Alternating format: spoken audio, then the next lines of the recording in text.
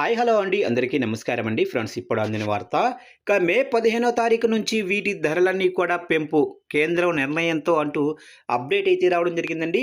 అయితే ఇందుకు సంబంధించిన పూర్తి వివరాలు అయితే మన వీడియోలో తెలుసుకుందామండి. అంటే వీటి ధరలు పెరగబోతున్నాయి ఏంటి అనేది క్లారిటీగా తెలుసుకుందామండి.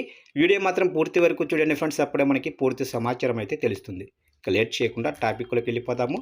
ఫ్రెండ్స్, నాదొక చిన్న రిక్వెస్ట్ ఫ్రెండ్స్, ఇంతవరకు మన ఛానల్ని ఇంకా ఎవరైతే సబ్స్క్రైబ్ అయితే చేసుకోలేదో సబ్స్క్రైబ్ అయితే చేసుకోండి. ఎందుకంటే గవర్నమెంట్కి సంబంధించిన ఇలాంటి ముఖ్యమైన అప్డేట్స్ ఎప్పటికప్పుడు మీకు తెలియజేస్తూ ఉంటాను.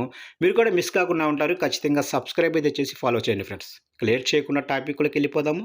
ఇక మే 15లోగా పెట్రోల్ ధరలు పెంచేస్తారా అంటే, ఇక దేశంలో మే 15లోగా పెట్రోలు డీజిల్ ధరలు పెరిగే అవకాశం అయితే ఉందని జాతీయ మీడియా పేర్కొంది.